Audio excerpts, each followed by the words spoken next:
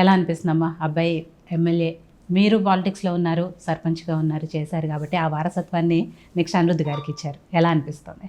సర్పంచ్ గాని కాదండి వారసత్వం నేను ఇచ్చింది. నేను పుట్టినప్పటి నుంచి రాజకీయ కుటుంబంలో పుట్టిందాన్ని నేను. నాకు అది చిన్నప్పటి నుంచి అదే బ్లడ్ అన్నట్టు.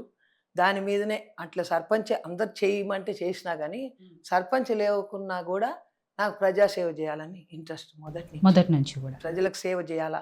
కానీ నాకు ముందు ఎవరు చెప్పేవాళ్ళు అప్పుడు లేరు అంత ఇదిగా. ఓకే. నా గైడ్ కొడుకు చేసేవాళ్ళు ఎవరు లేరు. చేసేవాళ్ళు లేరు కాబట్టి కొంచెం మామూలుగా నా సొంతంగా ఏదో చేసుకుంటా పోతా ఉన్నాను. నాకు ఇంట్రెస్ట్ ఉండింది రాజకీయంలో. నా కొడుకు ఎమ్మెల్యే కావాలని. కానీ ప్రజాసేవ చేస్తున్నప్పుడు నాకు చాలా అదనిపించింది చిన్నప్పటి నుంచి. స్కూల్లో చదివేటప్పటి నుంచే కూడా పేదోళ్ళకి కానీ ఎవరికి ఏమున్నా కానీ తన సహాయం అందిస్తున్నాడు. తను ఉన్న జీతంతోనే తను ఇస్తా ఉన్నాడు. అది నాకు చాలా సంతోషంగా ఉండింది. పేదోళ్ళకి చేస్తున్నాడని, నాకు కూడా పేదోళ్ళకి చేయాలని నాకు చాలా ఇంట్రెస్ట్. ఆ దేవుడు ఏదో ఇచ్చినంత వరకు మా శాయశక్తులుగా మేము చేసుకుంటా పోతున్నాము. మాకు పదవనే కాదు, ప్రజలకు సేవ చేసి ఇంకా ఎమ్మెల్యే అయితే ఇంకొంచెం మనకి చేసేదానికి వీలవుతుంది, ఇంకా చేయనీకి కూడా వీలవుతుందని అట్లే చేసుకుంటా పోతున్నాము. మేము ముగ్గురం, నా పెద్ద కొడుకు కానీ నా చిన్న కొడుకు నేను ముగ్గురం. వాళ్ళు లేకున్నా నేను ప్రతి ఊరికి పోయి ఎవరికి ఏ ప్రాబ్లం ఉన్నా నా ఇప్పుడు కూడా అక్కడికే పోయి వస్తా ఉన్నాను. నన్ను రమ్మని నేను సగం లాపుకొని వచ్చేసిన ప్రోగ్రామ్ మధ్యలో ఫోన్ చేశాను. మధ్యలో ఫోన్ చేసినందుకు వచ్చేసిన. నాకు చాలా ఇంట్రెస్ట్ సేవ చేయాలని మాత్రం. మనం సంపాదించుకునే దానికని కాదు రాజకీయంలో దిగింది.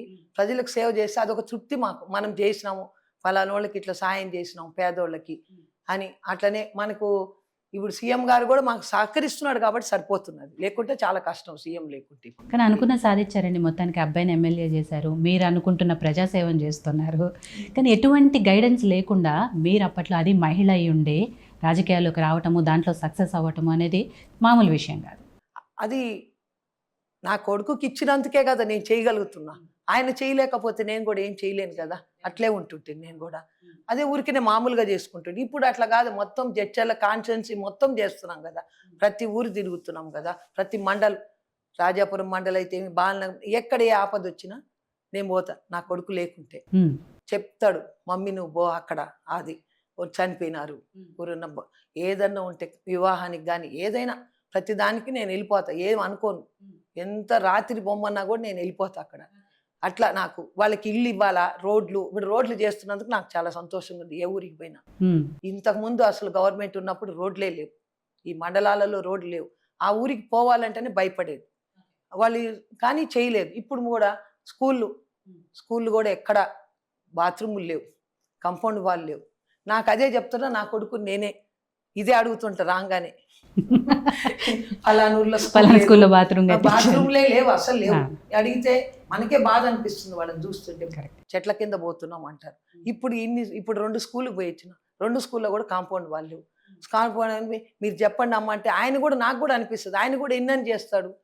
ప్రభుత్వం దగ్గర కూడా పైసలు ఉన్నాయి కదా. గత ప్రభుత్వం మొత్తం లూటీ చేసేసా, ఏం లేకుండా, ఒక్క పైసా లేకుండా లూటీ చేసినారు. మనం కూడా ఎంతని చేస్తామని అట్లా బాధ అనిపిస్తుంది.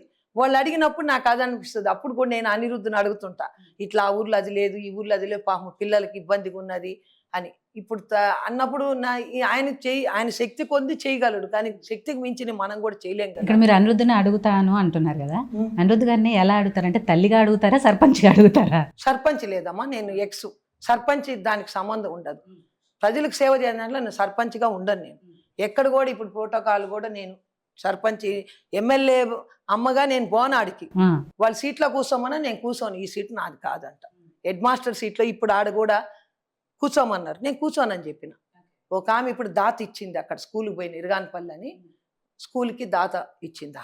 ఆమె నన్నే శంకుస్థాపనకి నన్నే చేయమన్నది ఫస్ట్. నేను చేయనమ్మా, నువ్వు దాతవి, నువ్వే చెయ్యి అని ఆమెతోనే చేయించినాను. నేను నిలబడే పక్క, ఎవరు దాత అంటే వాళ్ళే కదా చేయాలా.